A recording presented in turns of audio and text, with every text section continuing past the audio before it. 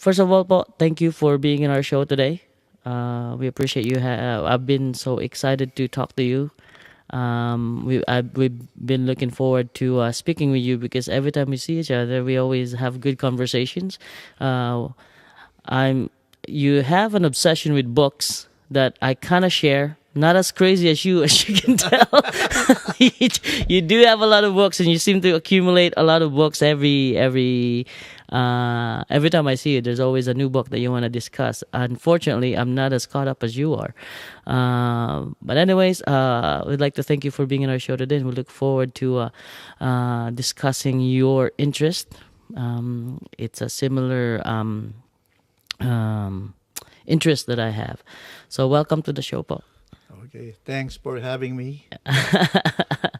So first of all, I want to know, po. I really don't know, and this is what do you currently do, po, in Calgary here? Presently, I'm in the retail sector, working at the Real Canadian Superstore. Right, right.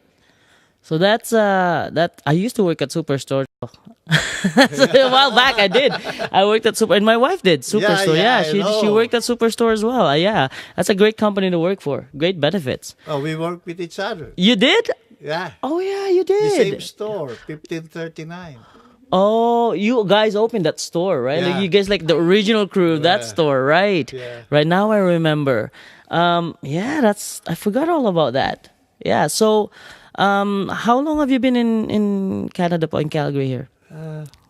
I arrived December 1999, so it's Oh, nearly 20 years. wow, 20 years.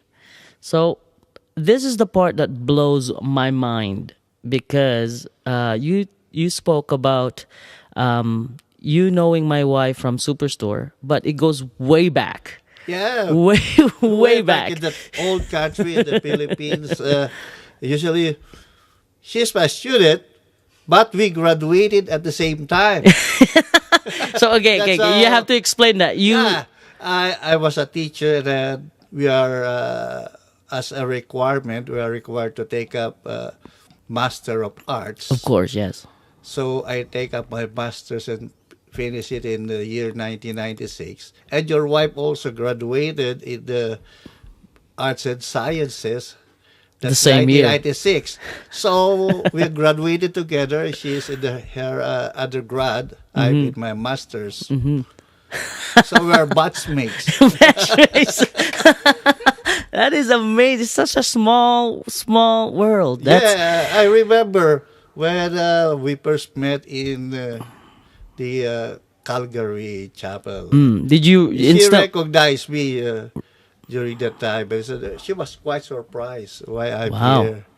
Yeah, I retired from my teaching 1999 and arrived here to join my wife. So that's why I'm here in Canada. Right. Do you miss teaching at all? Of course, I miss Yes. teaching, but I usually have conversations with my students, former students in Right. Facebook. Yes.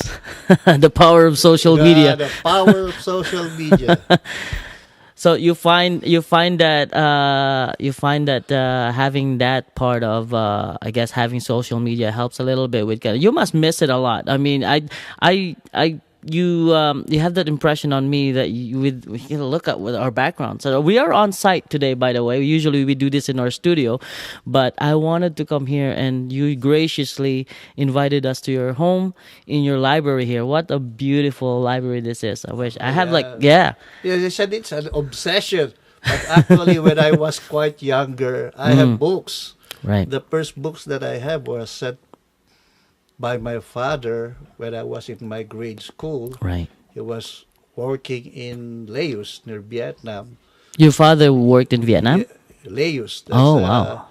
near Vietnam. Okay, yeah, yeah. Also, he sent me encyclopedias because during that time there's no Google yet. Right, That's our Google. right. A set of science classics, children's classics, like that, and a Bible. Right. So I was then in grade 3. I start reading those books. So I become interested in reading, and of course that became a hobby. And for 20 years here in Canada, I have acquired this visiting thrift stores. Okay, because I like reading books, really. Right. And now I'm done with my teaching. What I did is to read books so that my brain will be not rusted. Right. Right. Okay. But there must, like, I could say the same thing. Like, nowadays we have Google, and you could pretty much Google anything, right? You could read anything in the internet. But there is something about having the physical book. There is something about having the actual book in flipping through the pages. Right. What do you read online at all, or do you? Yes, I also read online. For example, me as an ardent student of Philippine history, I was able to reach a one of those university libraries in the States, and I can access their old books Wow. about the Philippines. There is a vast collection. The University of Michigan Library. Right. There's a lot of Philippine books there. So Right. if you're a scholar or any, you can see pictures, old pictures, and old books. You can read it online. But I usually like the physical book. Right. Okay. It's different. It's different. Right. But if I cannot buy it, I cannot afford it, Then I it's can easy go enough. online. Right. Read it there. Yeah, I mean, which you said you started reading really early. Which books got you like really hooked into reading? Like, there must be something there that Oh yes, I really like those books. just get closer, just get closer. Adventure books like the King Arthur, Tom Sawyer, Huckleberry Finn. Right, the classics. Yeah, the classic books, Robin Hood, the children's classics, and I like mythology during the time. Right. And I got a Bible also sent by my father.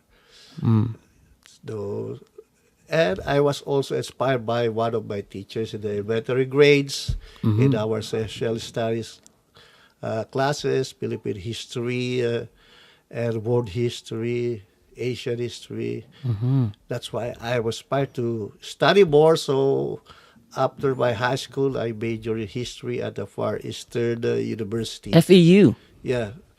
Then I take up That's the oldest university in Asia, isn't it? no, No. that's Am I wrong? 1928. Only Oh, is it? 1928. Okay. But there is an oldest university, 1611, I think. Which one is that? University of Santo Tomas. That's the one. Sorry, The my oldest. mistake. They call it the Royal Pontifical University Right. of Saint Thomas, or they call it during the Spanish time University of the Pilipinas. Right. So it's not the UP today, Right. Santo Tomas. Oh. My father also studied there in Wow. Santo Tomas and in UE when he was younger. So you went to FEU, and then after FEU, After FEU, I teach in Palawan. oh, Yeah, in Puerto Princesa. I founded one of the high school there during the time of first term of Mayor Hagedorn of Palawan. I was there during that time. So I was a pioneer teacher in Palawan and acting teacher in charge. Then after that, I went back to Manila, teach in one of the universities in Diliman, not UP, okay, the near university, which university is that? the New Era University. New Era, which is where my wife graduated. Yeah, but And formerly it's a New Era it's college, yes, NEC, But yeah. when I was there, we applied for the university status. Right, So that it became a university during the time. right. And what did you major, or what was there any specific courses that you taught while you were in that university? Yes, I taught Philippine history, Western civilization. Then we have the Asian civilization, sociology, the Constitution, Rizal. Rizal. So that's Well, the favorite subject of the students. I'm with, wearing- rumors and gossips about Rizal, their love life. Oh, really? It gets that?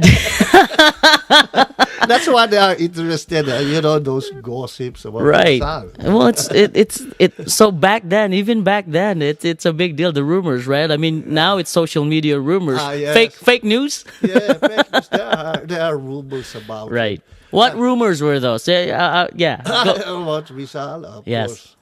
There are many rumors about Okay. By Rizal. the way, with those who are not who are listening to this or are watching this, if you're not familiar with Jose Rizal, he is basically the national hero of the Philippines. If I can, it's been quoted that Jose Rizal would be the equivalent of, let's say, a Martin Luther King Yeah, Jr.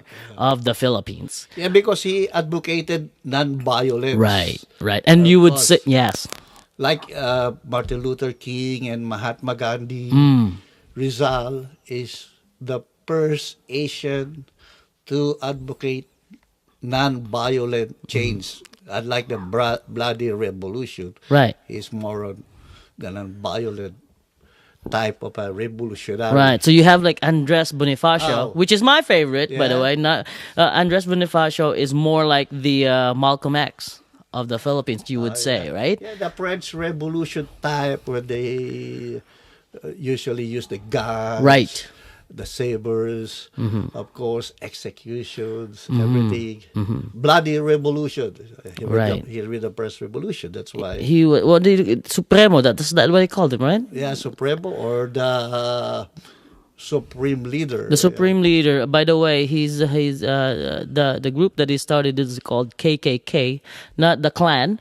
Uh, we have our own KKK, but they fought for independence. Yeah, but they say that I read about that KKK. Right. Go for it. Yeah, Bonifacio read about the history of the presidents of the United States, the lives history of the. So he's very well read. Yeah, Because yeah. usually there's that misconception that he's not well read, but just because compared to Rizal, I suppose, yeah. right? But anyways, go ahead, sir, with that. Yeah, he read about the lives of the presidents of the United States from Lincoln to Johnson. So he knows about the KKK. And there's a scholar from Cavite who said the Katipunan initials came from the KKK of the United States. Oh, that's where he actually got it from? Yeah, that's Wow. why there's a Caviteño scholar who wrote about it. I think it's Dr. Isagani Medina. He said, but Bonifacio is not racist. Of course not, yes. KKK stands for the Itagalog Kataas-Taasang Kagalang-galang na Katipunan ng mga anak ng bayan, or the Supreme Respected Associations of the Sons of the Country or People. Or it advocates equality to Right. all the people. And there's no skin or racial discrimination in Right. the society. So it's different from the KKK. So Filipinos are warned not to wear the Katipunan flag in the States where there's a big KKK Yeah. there. Of course, yeah. It It would will be misinterpreted. yeah, misinterpreted easily. So this fascination with Rizal by your students, and pretty much you said that's the most the rumors. I'm sorry to cut you off there, but I want to hear about those rumors that you're talking about. But- I've never heard this, by the way. There are many rumors about Rizal. Get closer so they Yeah. can hear you, sir. There's one thing that they say that JR, Jose Rizal, that's initial. Right. He is the Jack the Ripper. Oh, that's Yeah, because during the Rizal went to London. That's during true, the yes. time of Jack the Ripper, and they said Jack the Ripper is it's Jose Rizal. someone who is skilled in surgery or medicine. The way he cut the victims, Right. so maybe that guy is Because the Jack the Ripper. Jose Rizal is Dr. Jose Rizal, He right? knows, he's a surgeon, so Yeah. he knows how to cut. And that Yes. guy use the weapon of the his weapon as those surgical Instruments. instrument. Yeah. So they said, Filipinos said, Rizal is the Jack the Ripper. Then they said, Rizal is the father of Hitler. They have the same kind of haircut. Yeah, the haircut. Yeah, because they said Rizal have an affair with a burger, and consume a guy. He become Hitler. Totally two different guys, though. Yeah. Right? There are, See, I've never heard those two rumors. oh yeah, that's two rumors about Okay, remember, these are rumors. Rizal. Okay. You go to the internet, you can see those kinds of rumors against him. And I went there to UP, and there's a guy who said that Rizal is gay. Mm-hmm. I said, how come did he know that? Right, right, right, Those rumors, really, yeah. right. Now, for those again, explain to us what the importance of Jose Rizal. Like now that we're talking about him, now that we got the rumors out of the way, Yeah. what's his importance to the Philippines? Actually, he's the first Filipino who have vast knowledge in every fields of studies. For example, history. He's a historian. He's a novelist. He's a sculptor. He's a poet. He's a architect, an engineer. It's like Leonardo da Vinci. When I was reading da Vinci, I said this Rizal is like a Renaissance man, Right, jack of all trades. right. And Not he's- not just jack of all trades, he's master of all. Oh yeah, that he's a linguist. So it will mean that if a Filipino will strive hard, he can do a lot of things, accomplish a lot of things. So that's why Rizal proved to those colonial Spaniards that Filipinos are not inferior as they are thinking of us inferior race. Of Right. course. But Rizal proved, oh no, we are not. Even the Spaniards respect Rizal, even the priests, They the don't know- friars. They you don't. Don't they have like statues of him in Spain? know, And, yeah. in Spain, there is. Even Germany. In Montreal. Right. Yeah. Yeah. Somebody, I have a Facebook friend, he should have photo of Rizal Yeah. in the plaza of Montreal. Right. A bust. Okay, until here only. Right. Rizal, Jose Rizal. So he is so famous, that Right. guy. Those are the kind of things that I want my kids, my children to hear, in the younger generation to hear, because yeah, I'm proud to be a Filipino. So, as we all should, but that really is the importance of Jose Rizal, not just fighting for an independence or for sovereignty, but like you said, it's he proved to those Spaniards and to the people and to the whole world that we are not inferior. Yeah. That's such a great point. Let me elaborate about Rizal and Philippine independence and sovereignty. Right, Actually, Rizal is a reformist. right, When we say reformist, he is for peaceful, slow change. it's a progression, Oh, okay, progression. Unlike revolution, a drastic change in the society brought by bloodshed. which is Andres' side. Yeah, the address Bonifacio side. That's why Apolinario Mabini, when he wrote his memoirs, The Philippine Revolution, he said that there are two kinds of changes. One is the political evolution, and one is political revolution. So political evolution is brought forth by peaceful, progressive change in a society, one by one. And there is another kind, political revolution, of course, sudden bloody change. right, But actually, Rizal and Bonifacio have two. They have the same, goal, but they have the same, different methods. right, Oh, Rizal wants to have a transitional phase before Philippine independence, that is making the Philippines a province of Spain. right, So they were criticizing Rizal. Oh, Rizal don't want independence. He wants the Philippines to be a province of Spain.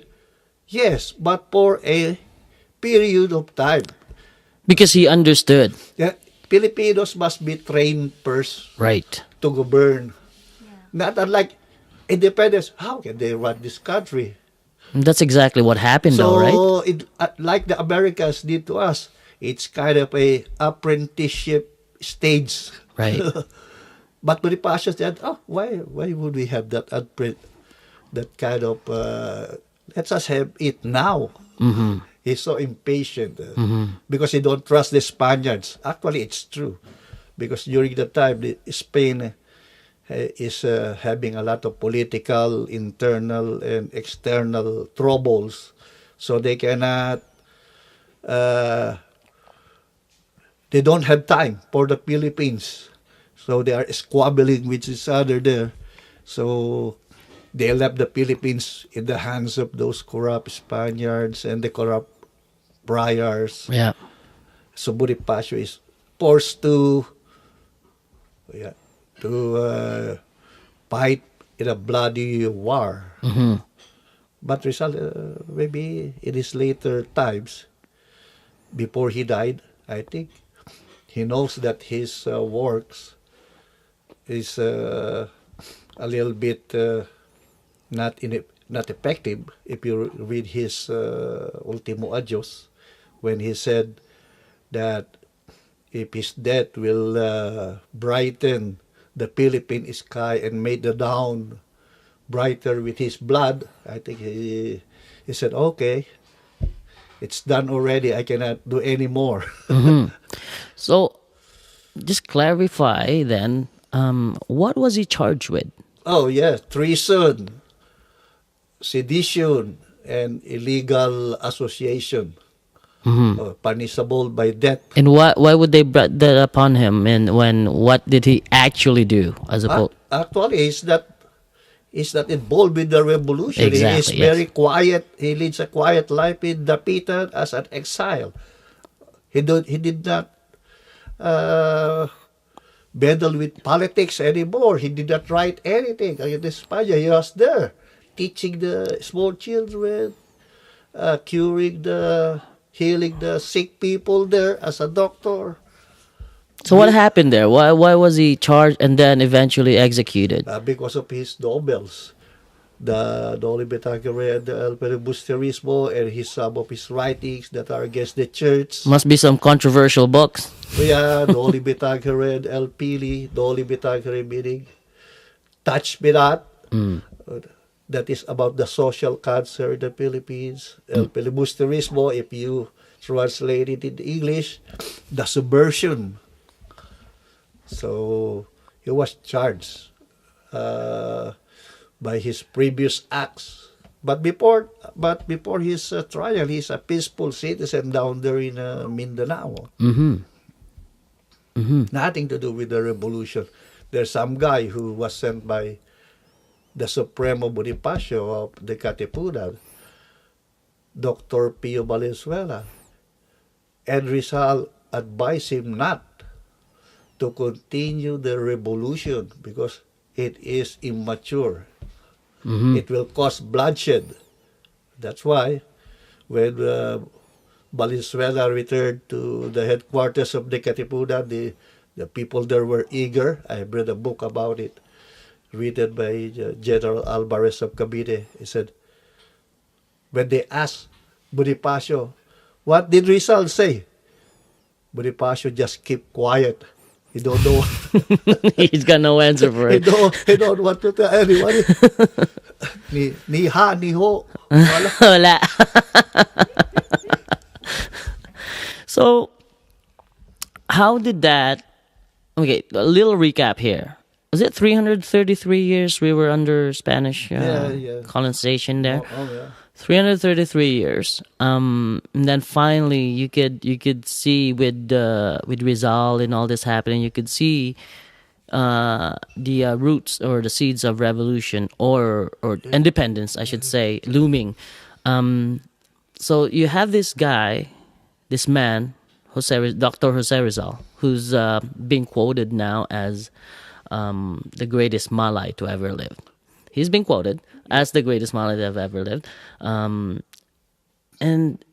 like you said, he's living this peaceful life. He's staying away from all of it. And then they execute him. How did that affect what's about to happen? Because first of all, what was happening during that time when he was quiet? The revolution was happening at the same time, correct?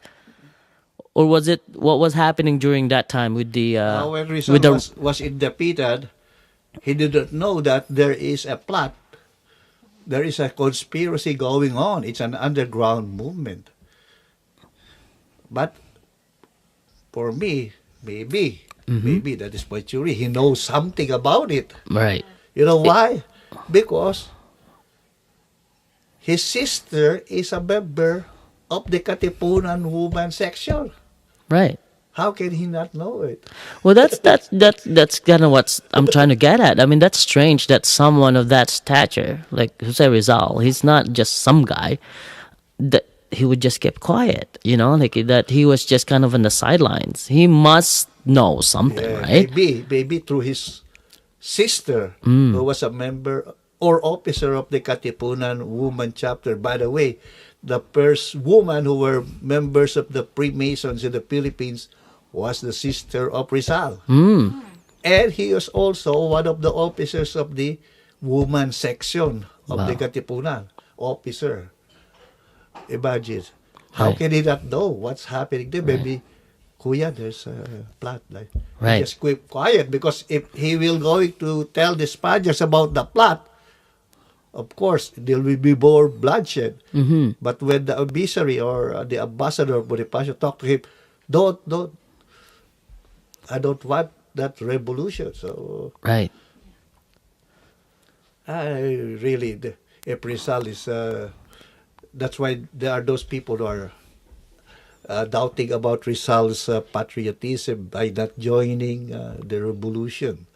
Actually, he condemned the revolution in a sort of a manifesto. I said, I condemn this bloody revolution. That's the gist of that document. Then he said it to the Spaniards, okay, you can print this manifesto so that the revolution will stop. Then they said, oh, we will not print it. That's why they did not print the manifesto. If they printed it, or they let Rizal have a speech at the middle of Luneta, I condemn this revolution. Maybe, I don't know what will happen. Maybe many people will change. Right. Right.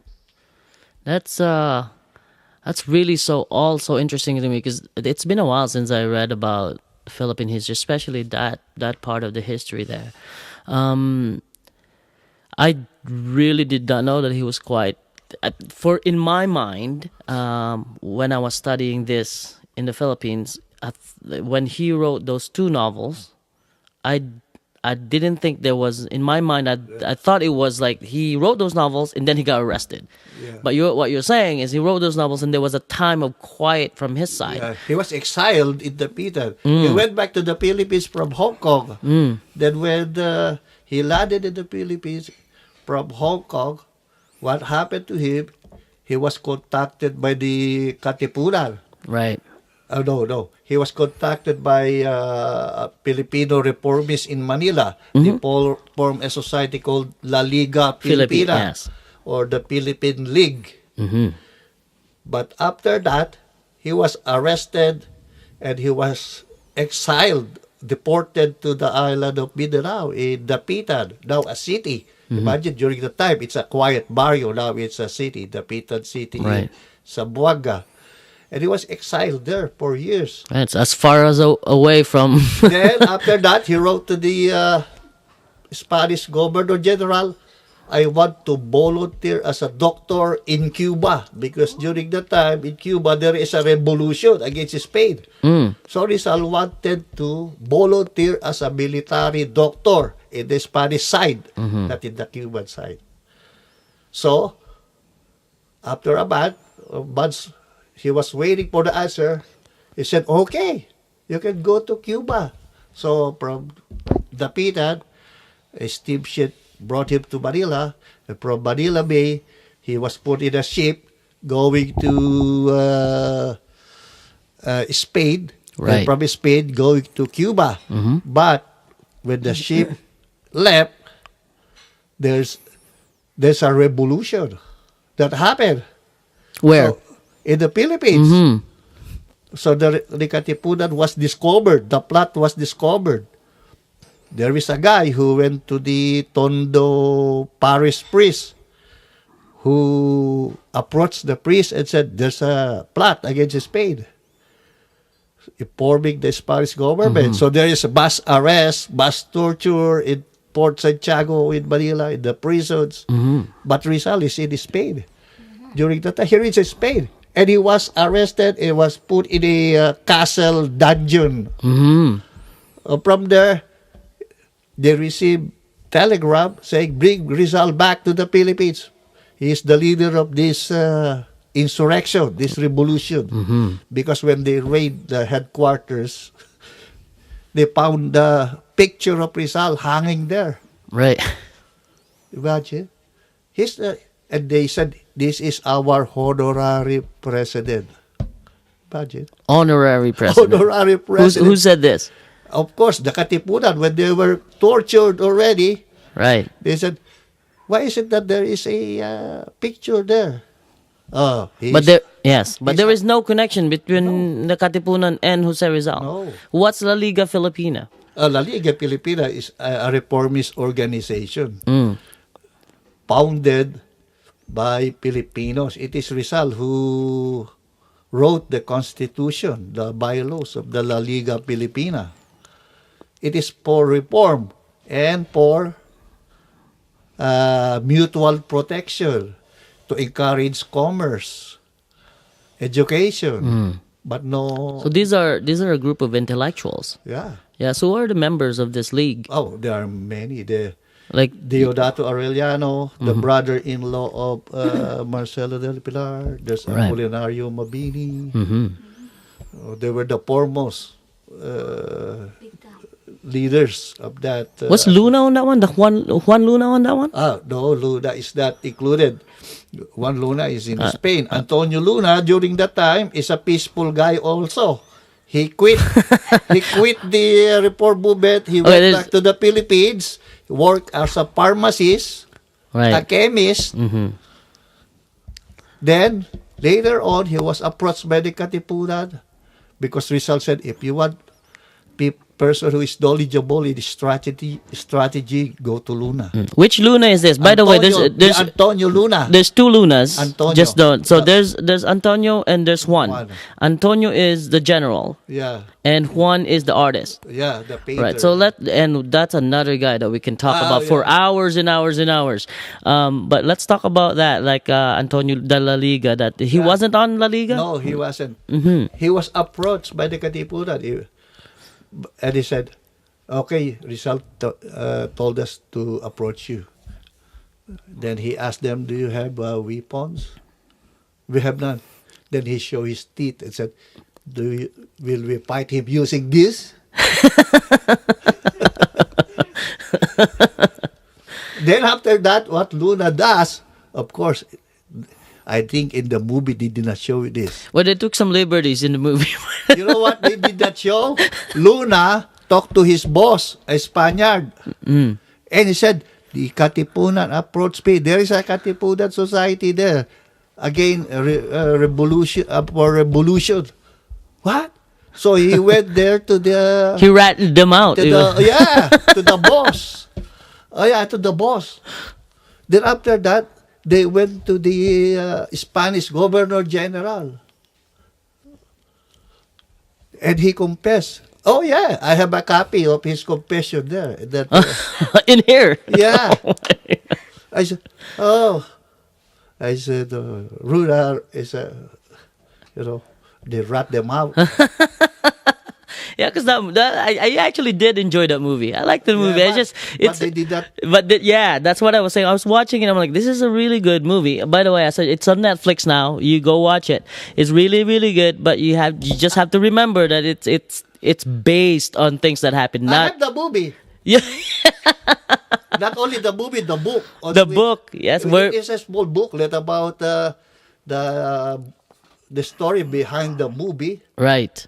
Yeah. So just remember, They took some they took some liberties with the movie. So yeah, this is the There's a movie book right here. there about Yeah, so watch yeah. it. Watch it on Netflix. It's out there on Netflix right now. I suggest you go watch it. It's not for kids. There's a lot of swearing, a lot of Yeah, violence. violence there. Yeah, but if you wanna kind of see a little glimpse of what happened during that time period, go watch that. Yeah, Also, let's go back a little bit, sir. Here, you mentioned so he was exiled as far away from Manila as you can, in the yeah. Pitan, and then I want to know the last what happened there. They decided was he charged? Was there already a sentence to execute him?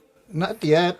They have to bring him first to a military court inside Port Santiago. There is a sort of a trial. There's a book there, the transcript of the trial of Rizal in Spanish and in English. By the way, before I'm gonna cut you off there, sir. By the way, these books that Professor Daddy here is talking about, we're all gonna post it on. You'll see it pop Yeah. up on YouTube. You'll see it on the links here, Yeah. so that you can check it out yourself. So, sorry, go ahead, Paul. Yeah, actually, when where we are, I'm They brought him to Fort Santiago for the Yeah. military. military trial. Yes. But before he was there, they have already interrogated a lot of those who were captured by the Spaniards. They they are tortured and they are inside the prison. And of course, if you are tortured, you have to tell the torturers what they wanted to hear. Do we know what kind of torture they put him? Oh through? yes, water cure.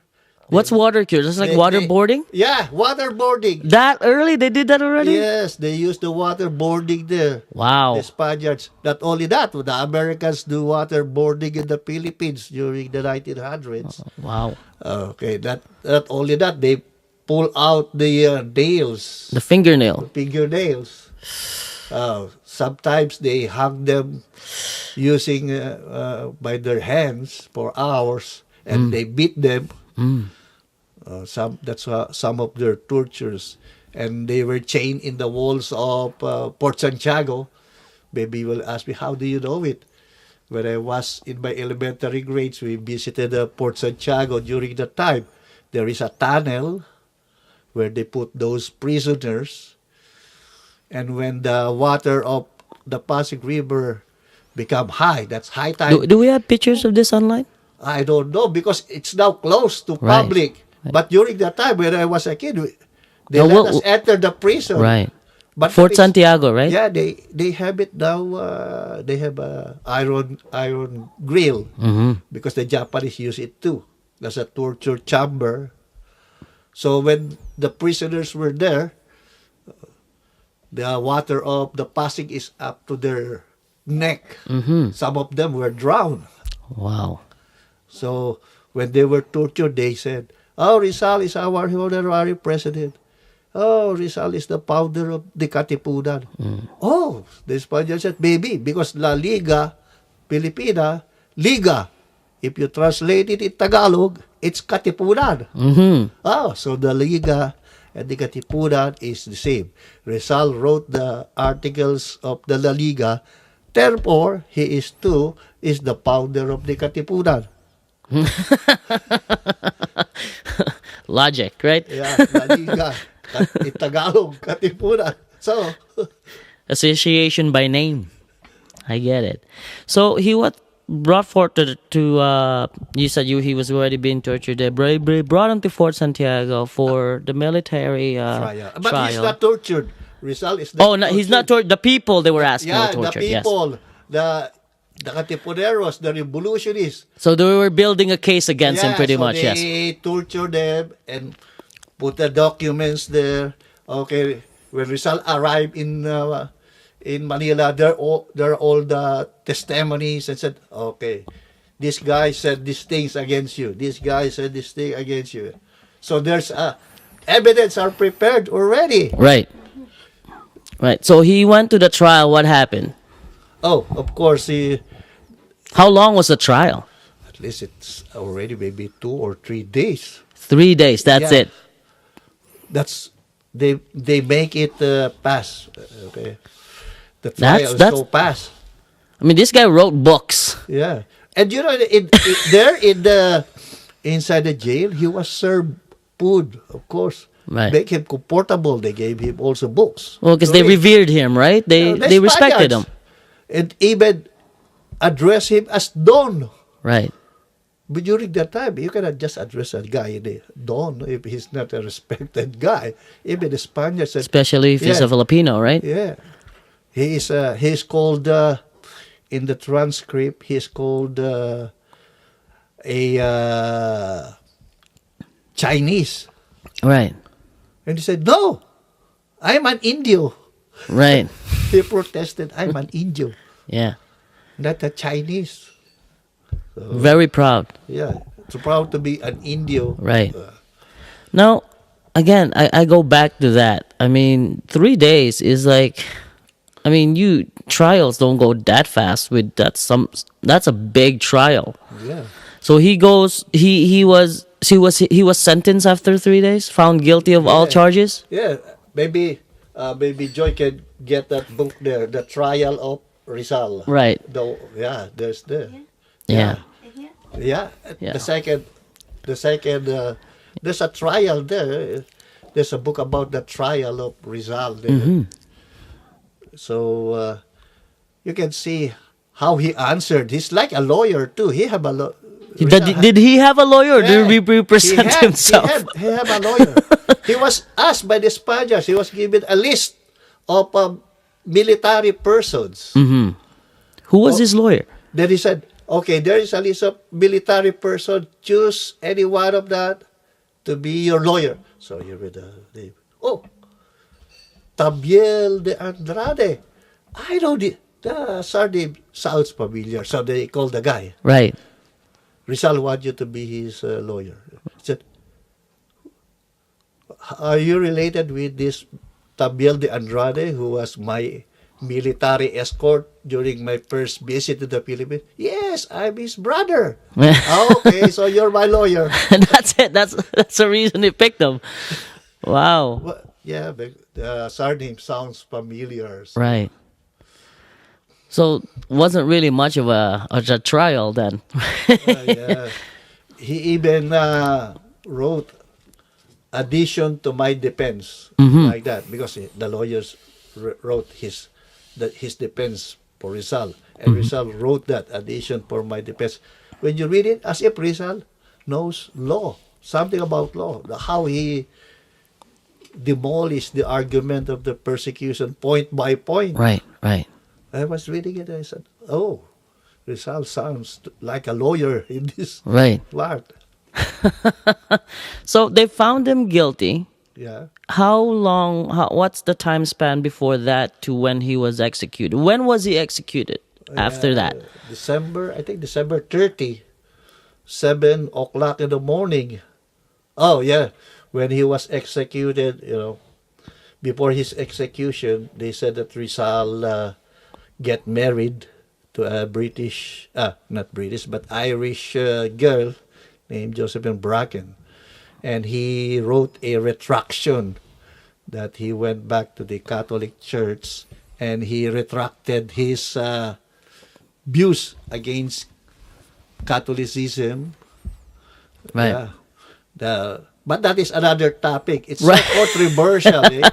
I got a debate with those people. Some are historians. We have a Facebook page called the Banlaw Kasaysayan. We're gonna put that up on the links too. So, Yeah. is anyone able to join that at all, or they can just Yeah. watch any of this? Or And they can make a request. Of course, there's a guy. of course, yes. Tony Donato, who is now based in San Francisco, California. He was a former researcher in the National Historical Commission of the Philippines.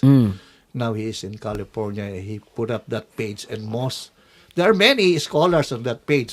Xiao Chua is there also. And those professors in UP are having some exchanges and ideas Wow. there.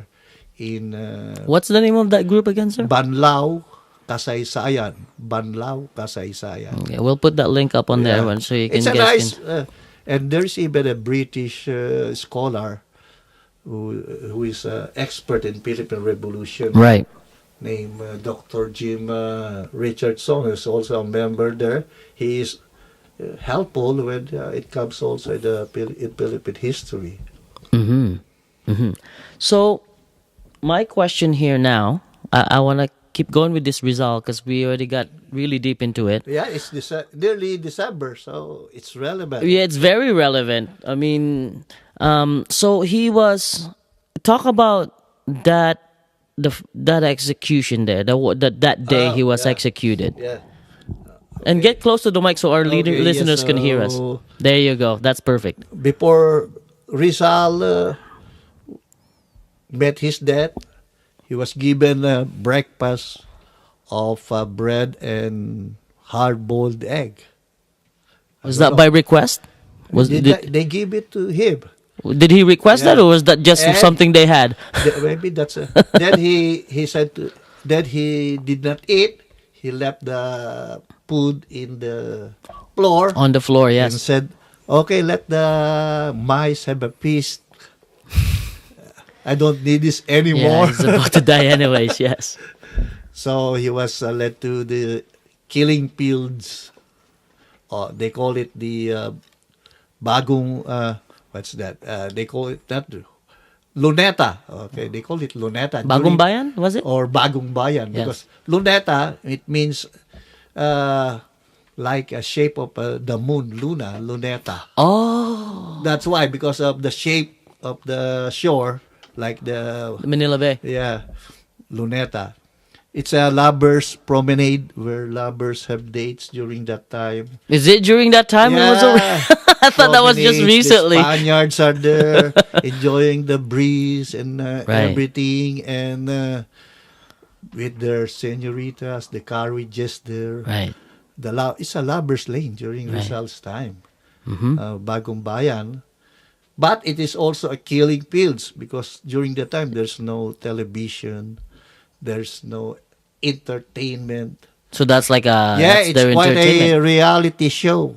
Execution is a reality show. Well, that's back then, right? Yeah. Like that's people actually Witness it. don't they like advertise that too? Like they have like Of course. someone's getting executed Yeah. at 7 a.m. today. Come Yeah. and watch. Blah, blah, blah. You bring your kids. It's like a family affair, right? Maybe there's a lot of people there. Of course, they seldom have execution. Was that a commonplace though for Yeah. execution that place Yeah. before him? Before him, it's a killing field. Mm-hmm. Dr. Adolfo Corpus, in his book Roots of the Filipino People, said it's a killing field. Mm-hmm. Of course, during that time, the Gumbursa, or the three priests, Gomes, Right. Burgos, Zamora, was also executed there by means of a There as well. Yeah, garrote. Right. No, when the Bisayas ask me, what is the meaning of garrote? In our place, when you call garrote, you will be hit by a piece of wood. That's Yeah. garrote. No? And I think in Italian it means the wire. Garrote. That you, yeah, the but wire. during the time, it is what's that? The iron collar with a sort of a screw at the back, And they and they use like a what's that? In the car, there is a what do you call that? Manivela. yeah. So they twist it. They twist it, and And it gets the tighter. It gets tighter, tighter, and the guy died, breaking the neck. Okay, the three priests, that is before Rizal. That's 1872. That's gruesome. But the three priests executed there, they were asking for reforms in the church. And this is before Rizal's time, right? Before Rizal's time, Yeah. 1872. Rizal even wrote, if there is no 1872, there will be no Del Pilar, Right. Graciano Lopez, or Rizal. If there wasn't those three Yeah. priests, right, right. Imagine three priests being executed by strangulation. Right. Public execution. So when we went back to Rizal, Yes. when he was there in the walking to the execution site, He wasn't executed that way, though, right? no. Okay, go ahead. I'm not gonna cut you off again. Go ahead and tell that story. He was dressed in black.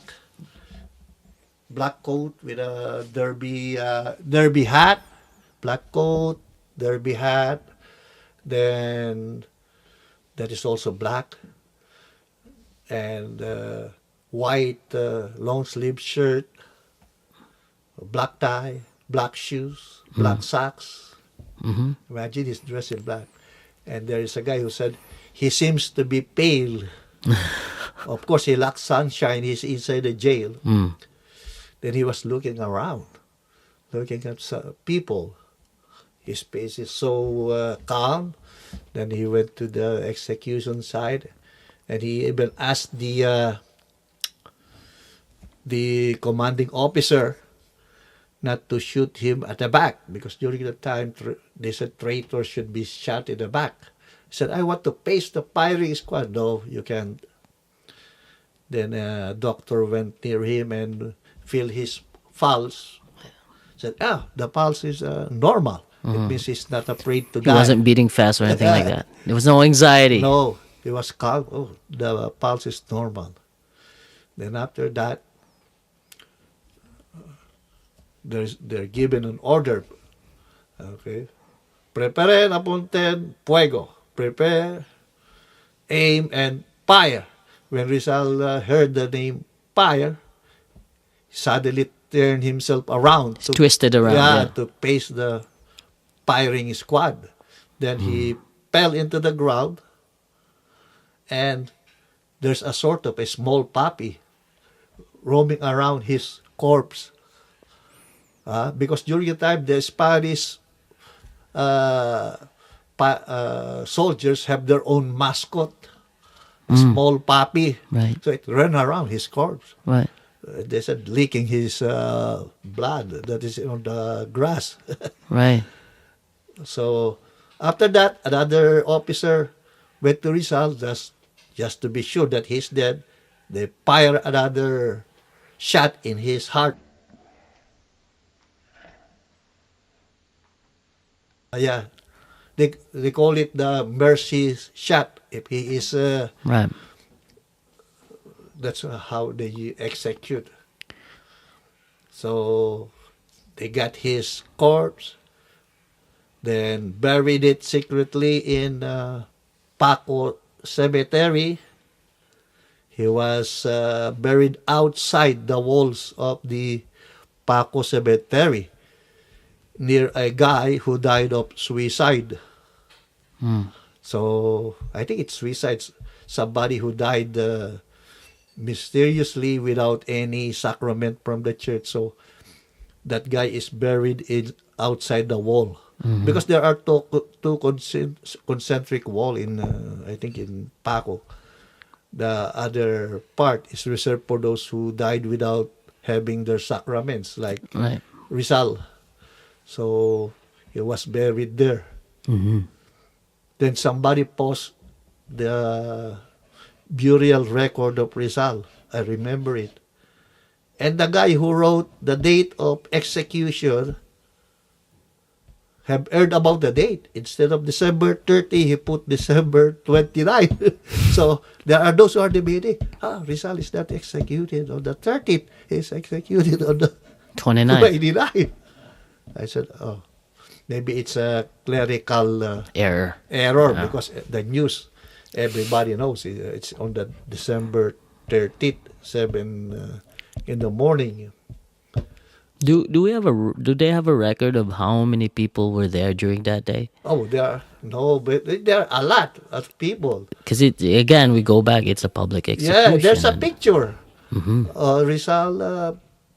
An actual, like, it's Yeah. not an artist. No. Yeah, I depiction. I have a book, 1898, published 1898, with that picture. But there are those who are arguing, it's only a part of a movie that was Right. shot by the Americans. Right. I said, how come? I have a book published 1898 with that picture. Oh, I will show it to you later. Yes. Rizal, during the time of his execution, 89, the Americans are not here yet. So Right. and there are rumors also that Rizal is not killed there. he's alive. Yeah, flying around. Yeah, that he survived that somehow. Yeah, that execution. It is not Rizal who was shot by the Spaniards. It's just a phantom, Ah, it's like a hologram. wow. Yeah, Or it could be a double. yeah, Could be, double. yeah.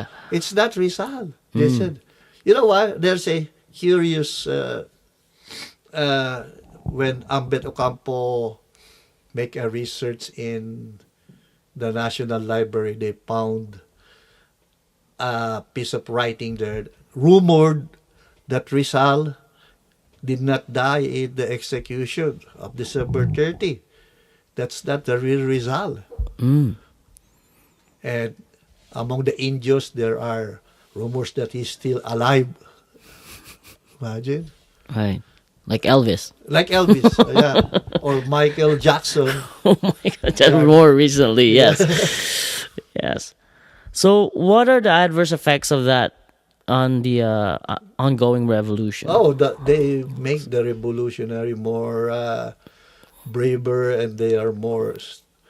They, what's that? The people were more agitated because they killed their idol. Of course. Yeah. So back in that, let's go back. So he was a big name, where he's popular. Yeah, so Yeah. So if you would like compare him to someone today, he's a rock star. right? Sort of imagine a Filipino who studied abroad, who's Speaks like 7 languages or something. yes, Right? they said even 23 languages. Was it 23?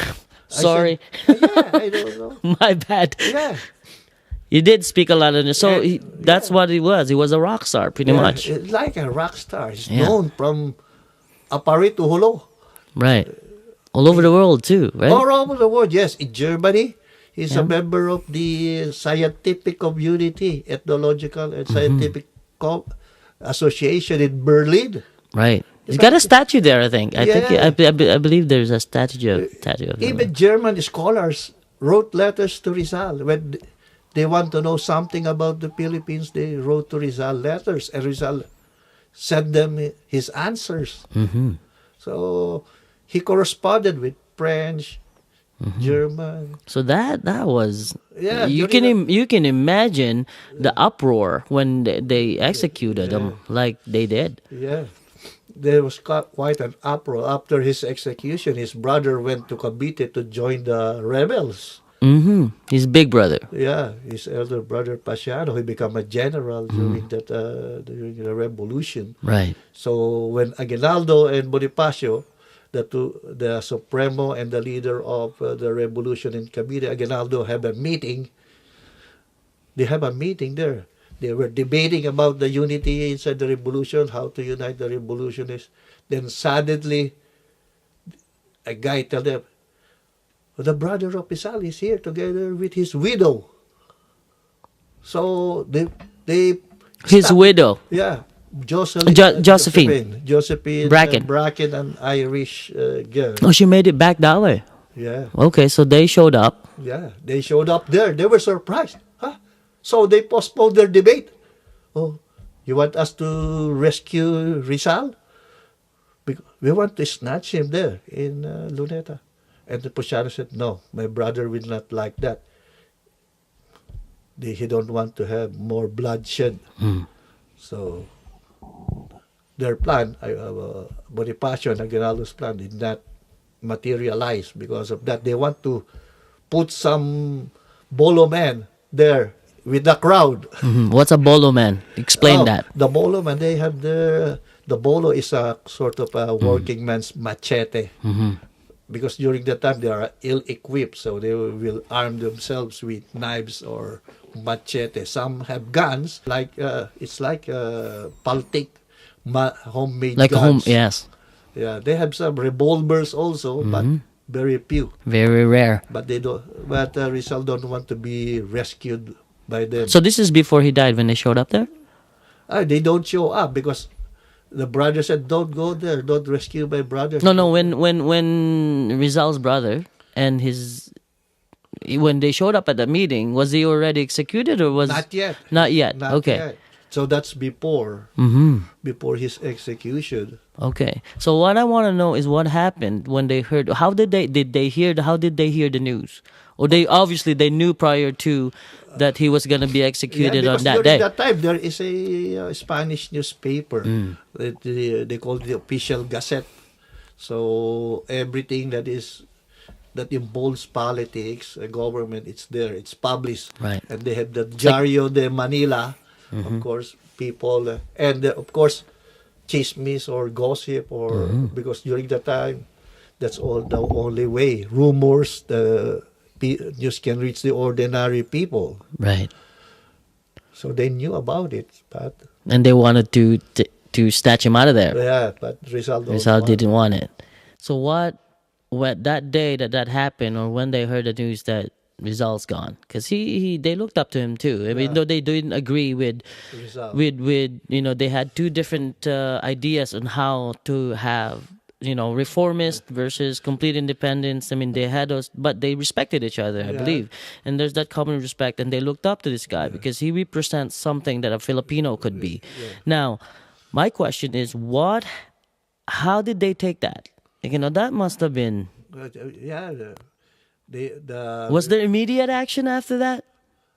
after the death of Rizal, of course, the Spaniards also have their offensive against the Caviteño revolutionists, not only in Cavite but also in Rizal, in Morong, the stronghold of the revolution. And in Cavite, the action or the operations of the Spaniards were shifted there because they know that Andres Bonifacio, the leader, and Aguinaldo, the leader of the revolution in Cavite, was there. So they put all their forces there in Cavite. And of course, the ill-equipped Filipinos were defeated in the battles of Cavite. But they have some victories there under Aguinaldo. But Because at that time, I guess Bonifacio was losing some of his battles, and Emilio Manila. was winning his. Yeah. In Manila, of course, because maybe you will ask me, why is it that the Caviteños won while the Manileños and those in Morong or now Rizal were defeated? Because if you read the memoirs of Aguinaldo, I was reading it in Tagalog. He said that almost all of the soldiers in Cavite were recruited to fight the revolutionists in Morong or now Rizal province. So during that time, there is only a skeleton force of Spaniards there in Cavite. Right. So when they attack the town hall or the municipios, There was not a lot of. there's no only- pushback. There's only few Spanish soldiers there. That's a great strategy. Yeah. Just tell them, the fight's over there, and then all the while they're attacking this one over here. So Bonifacio lose, of course, battles. They didn't like each other, did they?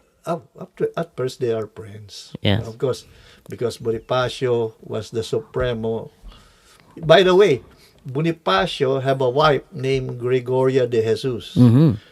And Gregoria de Jesus have an uncle who is a Caviteño, the Alvarez of Cavite. And this Alvarez is also a friend of Aguinaldo. So Alvarez recruited Aguinaldo as a Katipunero, member of the revolution. They went to Manila and they have an initiation rite. Right. Like a hazing. Just a sort of a trial if you Right. are really good, you're really brave or you're serious. And Bonifacio was there at the initiation rite. After that, they invited Bonifacio to Cavite. Of course, we will establish a branch of the revolution, the Katipunan in Cavite. So they invited Bonifacio there because he's the supreme president. So he first established a Katipunan group called the Magdiwang, or to celebrate in English, Right. under the uncle of his wife, Gregoria De de Jesus. Jesus. Yeah. Imagine, Right. kamag-anak That is origin of the Kaamag-Anak Incorporated. Ah. Then, after that, he inaugurated another group of the chapter of the Katipunan called the Magdalo. That is from the name of Aguinaldo. That is the alias of Aguinaldo, Magdalo. Under the Aguinaldos. Crispuro Aguinaldo, the cousin of Aguinaldo. And of course, Emilio Aguinaldo. Emilio. Now, for reference, people might be listening to this, people who are not privy to the history.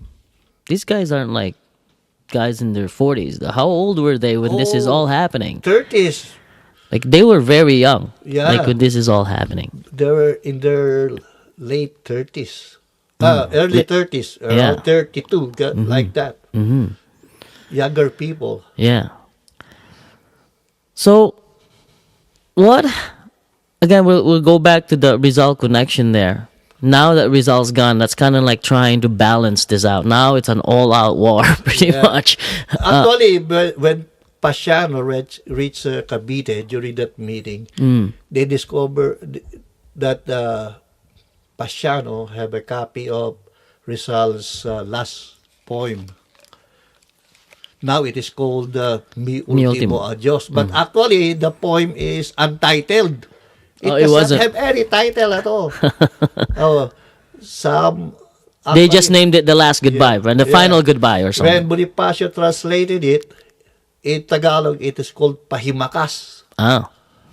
He translated it into Tagalog. So, how can you say Bonifacio does not know anything about Spanish language? He translated, and he read the Spanish books in Spanish.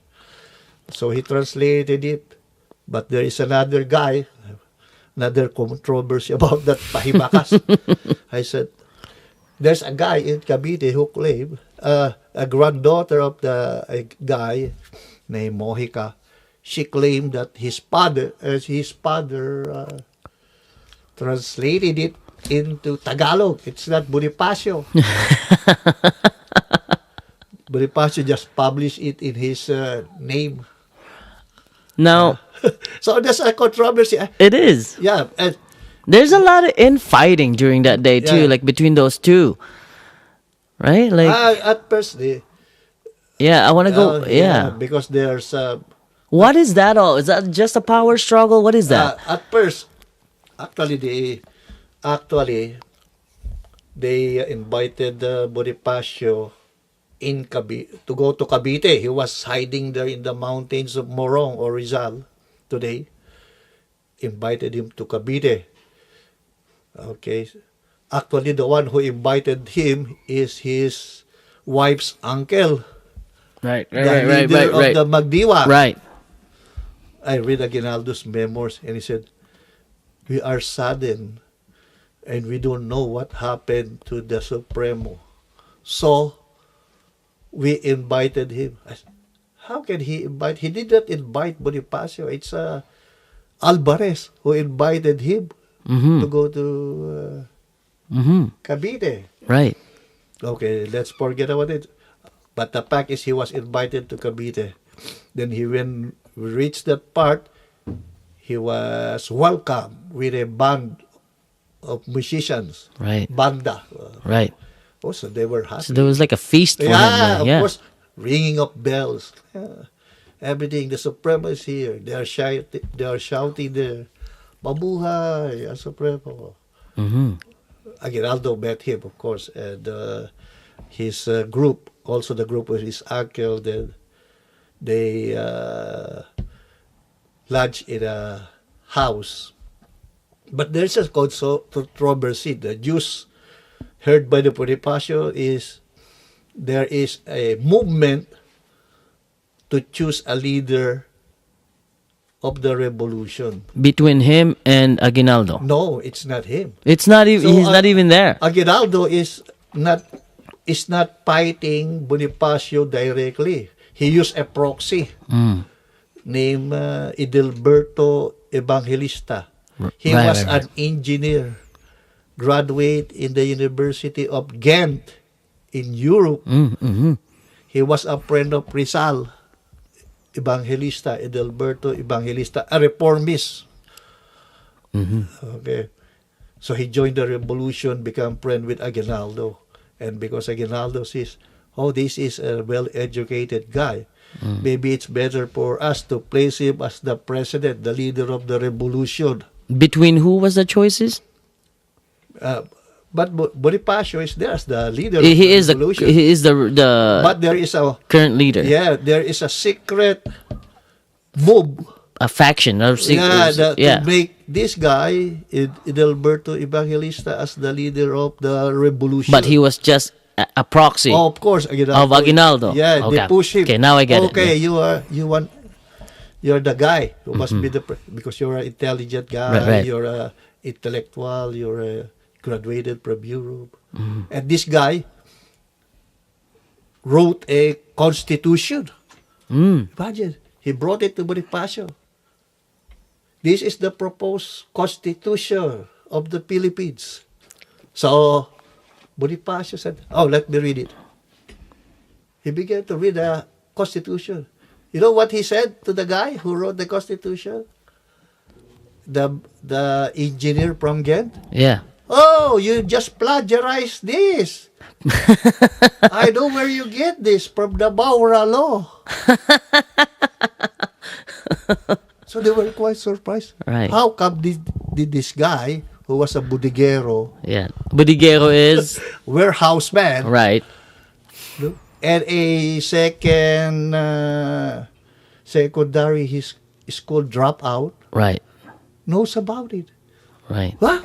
You just plagiarized this from the Right. Maura law. Imagine. The people were quite surprised. Right. So they did not make any move.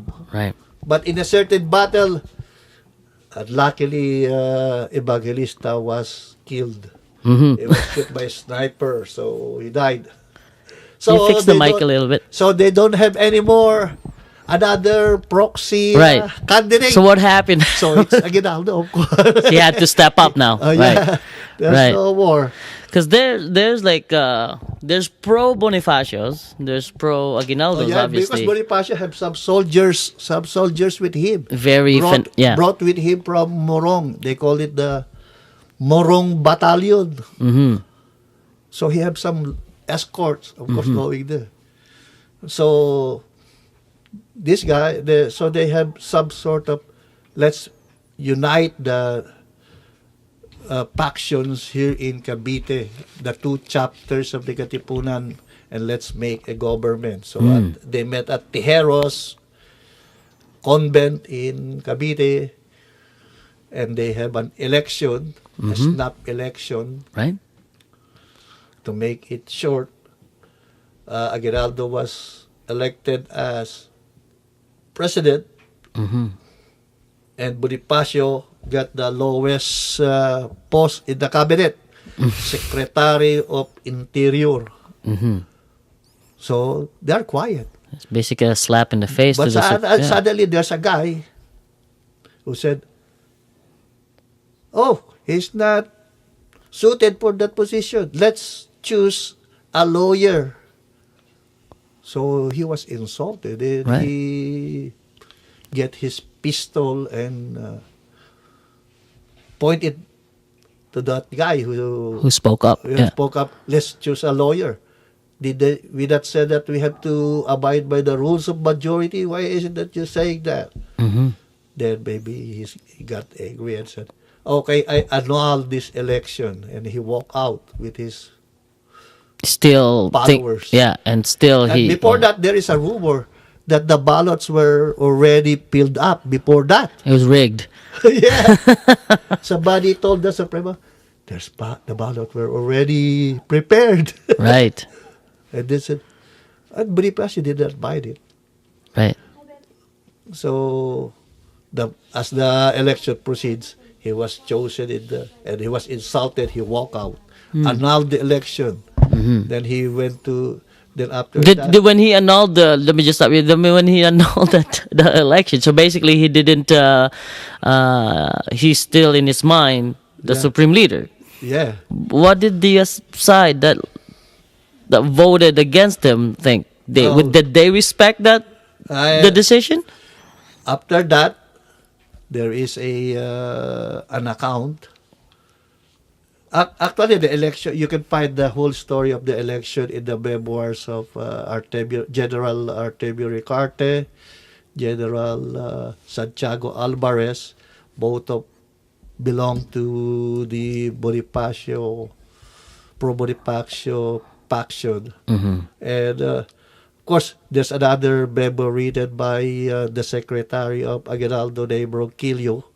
They said that after Bonifacio held the meeting, they continue.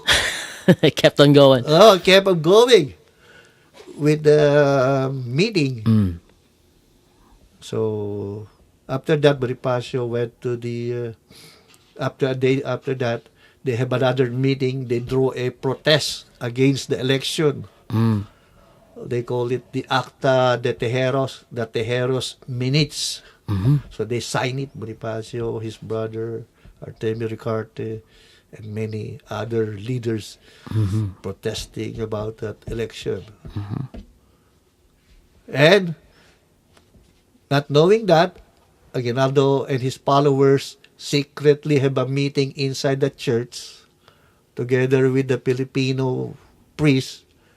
So Aguinaldo was kneeling near the church together with the officers, and they took their office there without inviting the Supremo. Oh, you're elected as the Secretary of Interior. Why is it that you must be here? No, they did not invite him. They secretly took their oath. Right. So Bonifacio went out, went to the town of Indang, Cavite, have a camp. And after that, Aguinaldo ordered his arrest, and Bonifacio. But actually, the arrest is not direct. Aguinaldo heard that Bonifacio was in Indang, Cavite. And Bonifacio, according to rumors that reach him, is trying to escape. He want to go back to the province of Morong or Rizal today, because there Bonifacio is so what's that? Use the word influential. That is his own turf.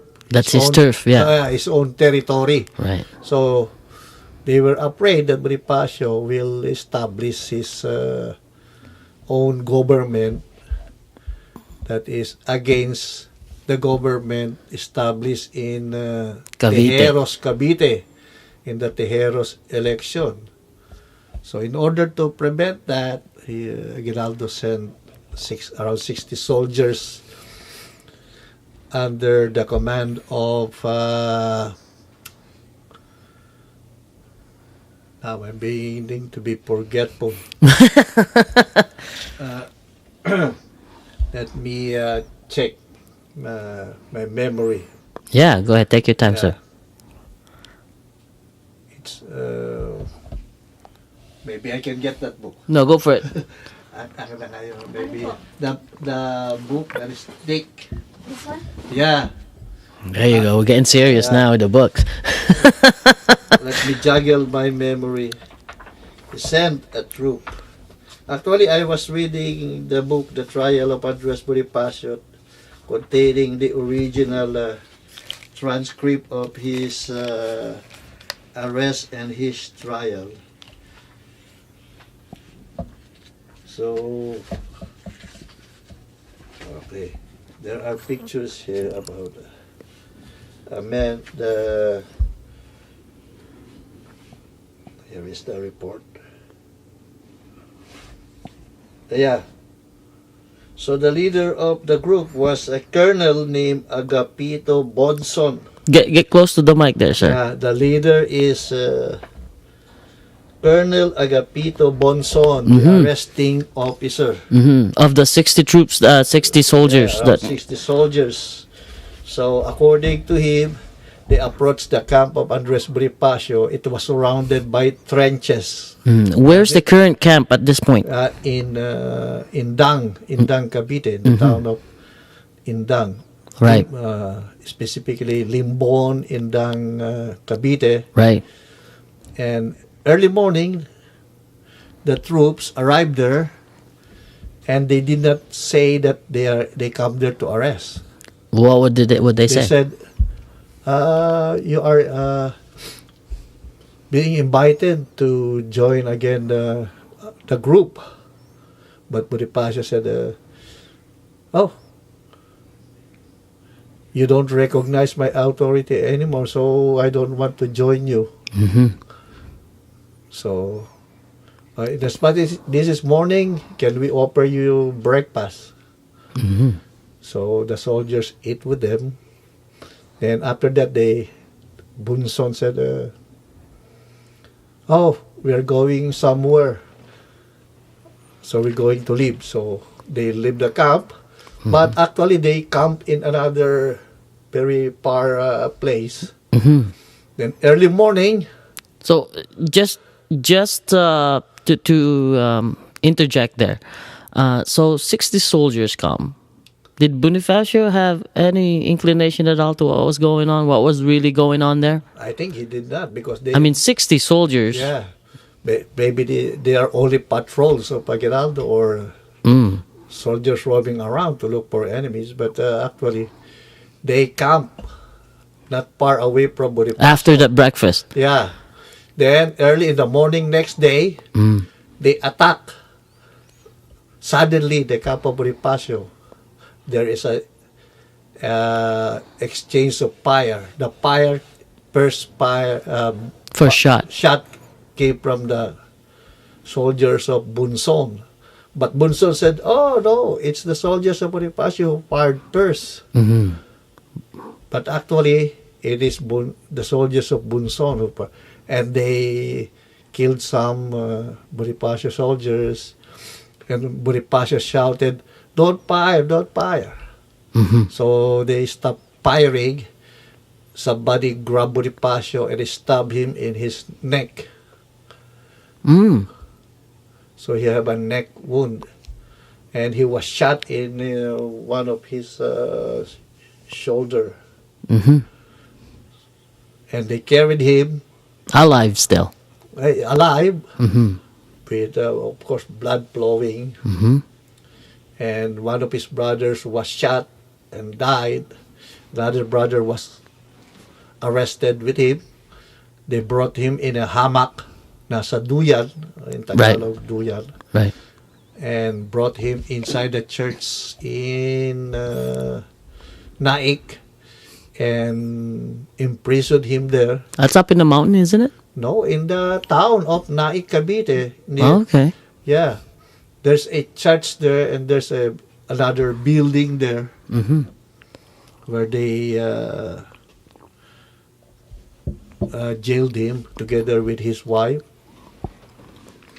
And there is, before that, it is said that his wife was nearly raped by Colonel Bunson. Mm-hmm. But there are some soldiers who intervened, so it was only an attempted rape, Mm-hmm. not consummated. But some writers said she is actually raped. Mm-hmm. I don't know who's just telling the truth Mm-hmm. Mm-hmm. because the lady did not tell it directly. Of course. In her memoirs. So they bring him to jail. So in this church, there was Bonifacio, The wife, the wife, and the brother? No. the brother was separated. So he wasn't in that church. Yeah. Okay. So that's where they were They've kept. been separated. I don't know if it's also in the church or sometimes they transfer him in a building there near the church. I actually see the building there in Naik when I was there. You visited. Still there. When you visited, The wow. original building is still there. The original floor is still there. Wow. The original door. Mm-hmm. But now it serves as a school building. What they call the school? I think it's a Naik Elementary, like that. I was invited there in a historical conference with Cesar Berata is there, the grandson of Aguinaldo. Right. and we have a historical meeting. He was jailed there. Mm-hmm. Then he was put into trial in Naik, Mm-hmm. but because Naik is under siege by the Spaniards, they brought him to the town of Maragondon, Cavite. Mm-hmm. The trial continued there. He was sentenced to death, and they brought the trial papers to Aguinaldo, and according to Aguinaldo, he tried to make the sentence from death to exile. Mm-hmm. He don't want Bonifacio to die. That's what he said. Because he remember him, he contributed to the rise of the revolution. Right.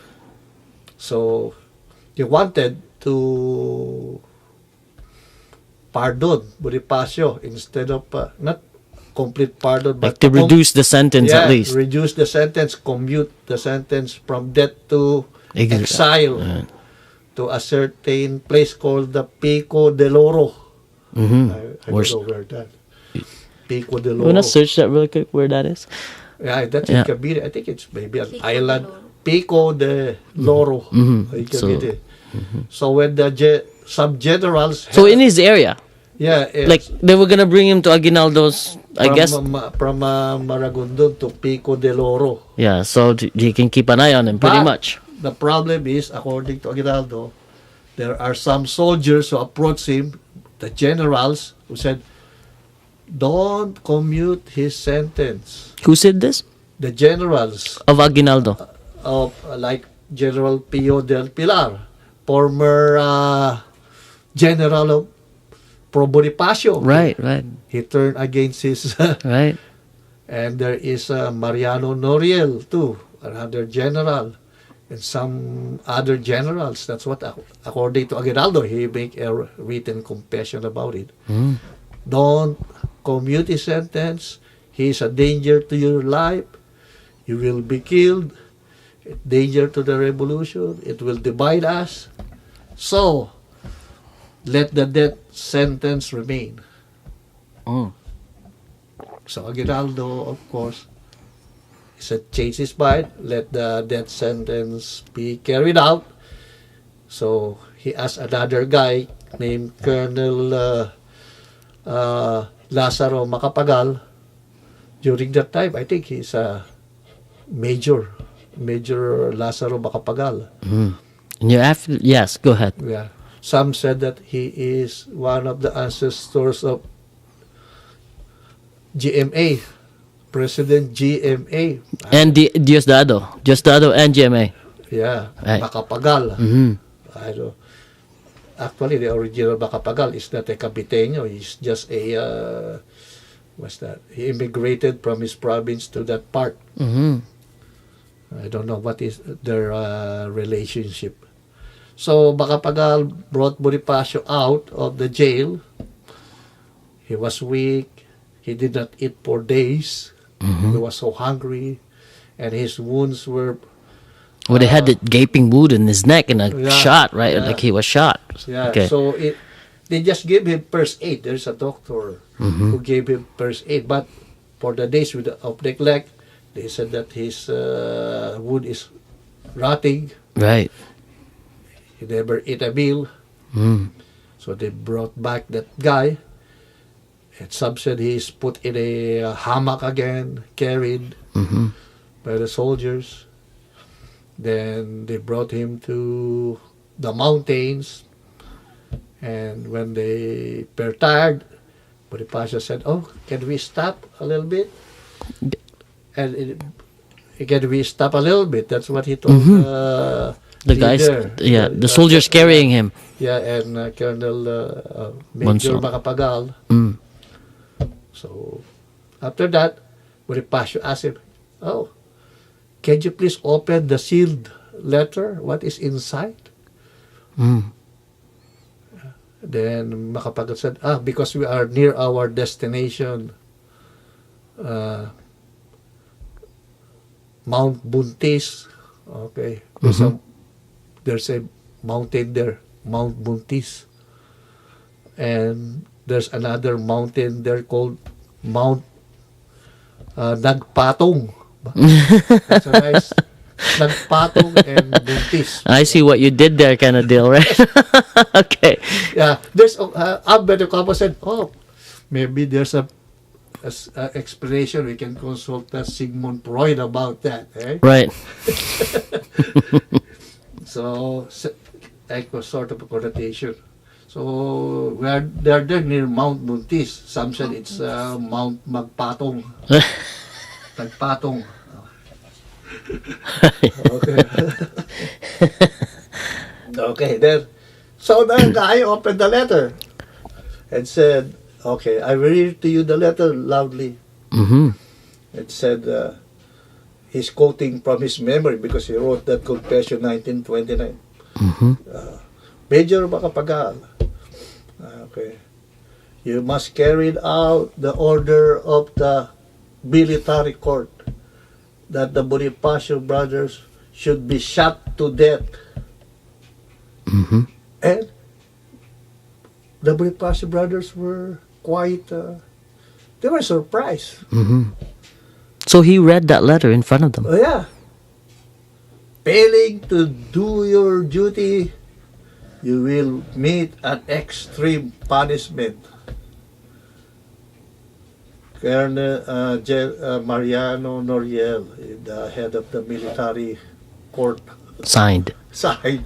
So they were surprised. So the brother of Bonifacio cried, Kuya! They said, so they get Percy's brother and So what did they do to they his shot the brother? brother first. Mm-hmm. Then according to him, Bonifacio knelt down and asked forgiveness. But they said, Bunsole said, how can I forget this guy? I have a strict military order. I will be punished severely if I don't Carry out the order. So he began to think. That's what he told in the confession. Right. That's what he claimed happened. Then suddenly, imagine Bonifacio in his knees begging for forgiveness. Mhm. Don't shoot him. So according to him, while he was Yeah, not only that, you gotta imagine he's on his knees. begging, He's got a gaping wound on his neck. It's rotting. He hasn't eaten in days, so he must have then looked terrible. This is the most unbelievable thing. He ran while Bonso. So he's begging, Yeah, that's while Bonso is contemplating. He ran away. I said, what? So they run after him. Then after So this guy who hasn't eaten Yeah. in days Weak. with a big wound on his neck and a gunshot ran right, in the mountains. yeah. Okay. Then they saw him near the creek, and they shoot him, Right. and they buried him using their bayonets. Hmm. That is their version. Hmm. But there's a guy who make a Professor Tech, I think the name is Tech, T-E-C-H, make a research. There's an oral tradition that claim that he was not shot.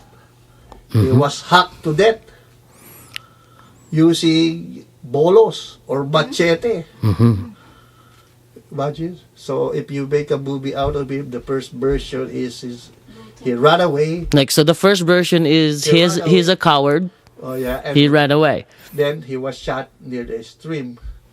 Yeah, that story doesn't add up to me. That's the executioner's tale. But that's what Macapagal claimed on his confession letter. But there's another An version, alternate story. yeah, that claim that he was hacked to death because they don't want to waste bullets. Imagine hacking a person to death with a machete. Hmm. And there are versions also before Macapagal, written by the secretary of Aguinaldo, who said he pays him his debt silently, Right. without any murmur or begging for forgiveness. Hmm. There's another version in the Alvarez memoirs. Of course, he's not an eyewitness. Maybe he heard this story that he did not beg for his life. Hmm. So, what is the fact? He's executed by the soldiers. That's it. The method, they are to versions Right. of this story. But that story, the death of Bonifacio and including Luna, hunted Aguinaldo. You Right. know what? There is an election in 1935. That is the Commonwealth election. Mm-hmm. Who were the candidates for president? Aguinaldo. Okay, start with letter A. Then Emilio Aguinaldo, the former president of the Philippine Republic, and his opponent, his former major in the Revolutionary Force, Manuel L. Quezon. Mm-hmm.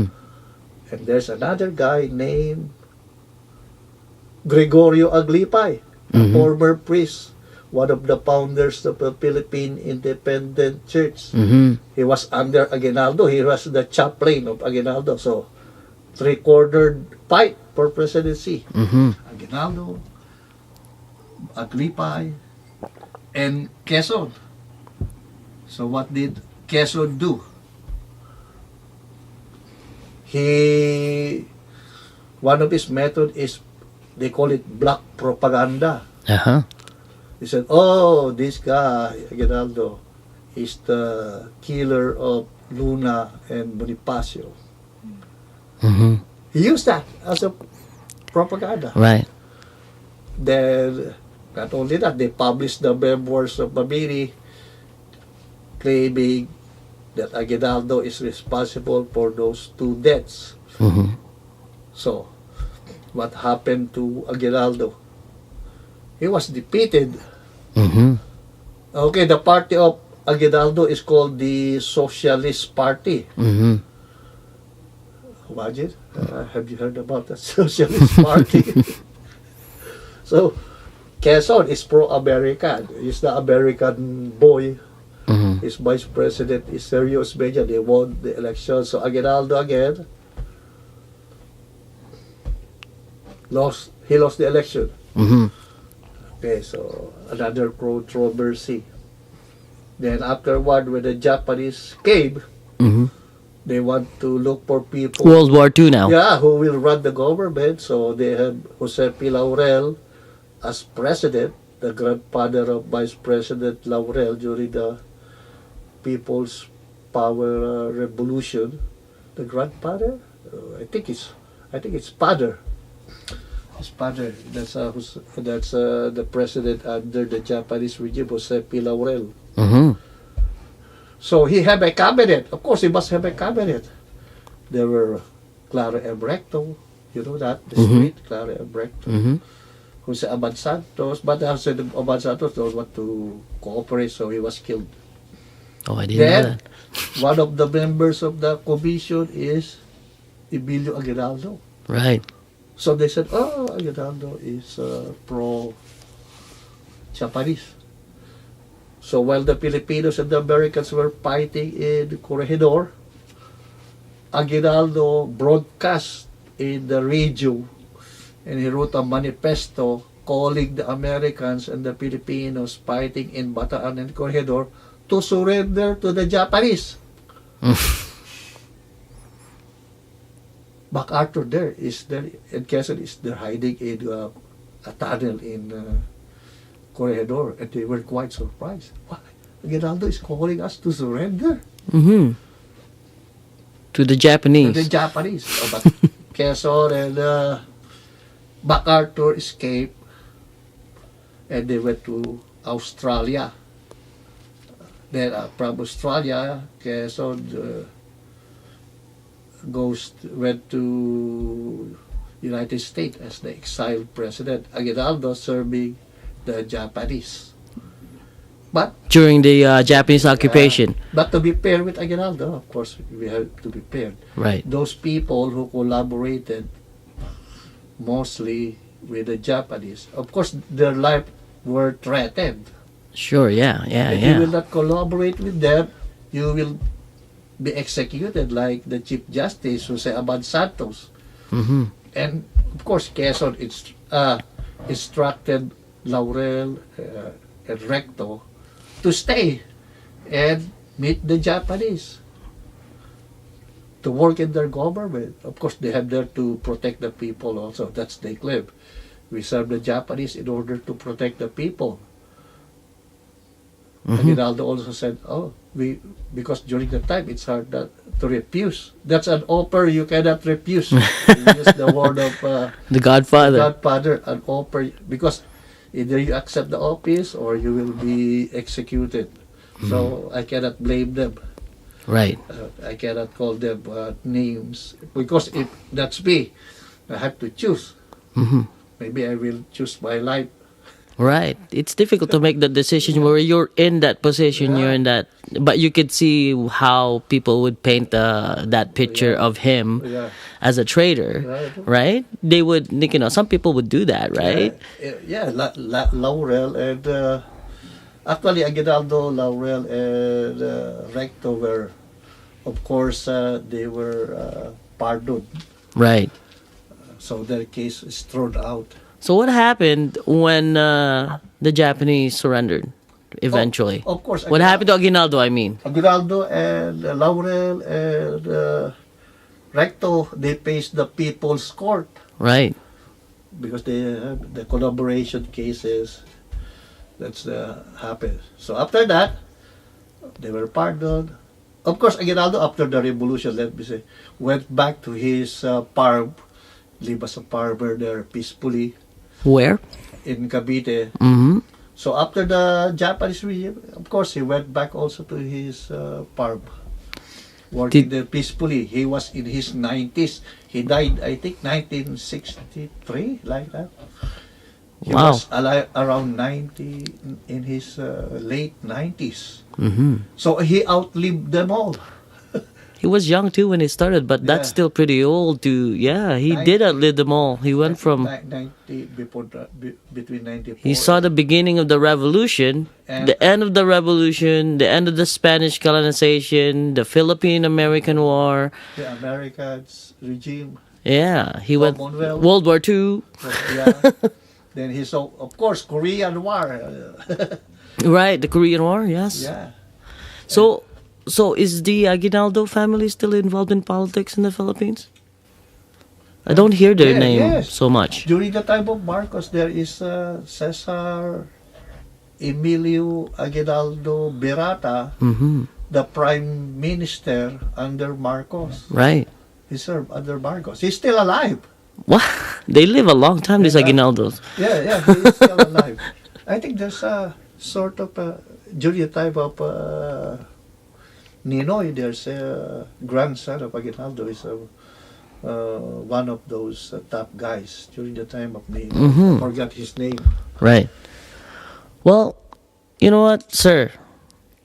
There is so much more we can talk about, honestly, and I know for sure that I can go on for hours talking to you. We can go on. We can go on for, and I can listen to you talk about history for hours and hours, or anything else for that matter. And I would love to do that, but we've put in 2 hours already on this podcast, I don't and know. I have enjoyed every single second of it. But we are not, to our audience here, and if you are interested in this topic at all, this is by all means not the first and the last time we're gonna talk to Professor Danilo here, because we plan to talk. I think in this podcast we talk about the Spanish colonization, the end part of it. We talked about Dr. Jose Rizal. We talked about Andres Bonifacio for a little bit. We talked about Emilio Aguinaldo. Those 3 successions there throughout the history of the Philippines. But we plan to talk about, obviously, to continue the story of what happened during World War II, the atrocities that happened there, and how that shaped the rest of the years that's about to come to the Philippines, the years that's about to happen, how it tries to handle the independence that it just got from 1896, I believe, and then, the succession of that. We're going to talk all about that because that's a long story. Long story, And we are going to hear all about it from a great historian professor. We're gonna hear all about it, and I can't wait to do that. Yeah, but I want some clarification. I don't claim to be a historian. Right. But you're a fan of history. I claim to be a student. Right. There you go. That's So humble. Of no. that's of history. I keep on learning through reading. right. I consider myself as a student. And that's exactly how we would like to treat ourselves as well, listening to you, because it's such a privilege. You don't get to talk to individuals such as you very much, that are so knowledgeable and so passionate about the topics that you're talking about. So we're not only going to talk about what happened then, what is happening now, like in the current political or everything that's happening not only in the Philippines, because it's very interesting right now what's happening in the Philippines. We can talk about world history, but the next time we'll talk about that.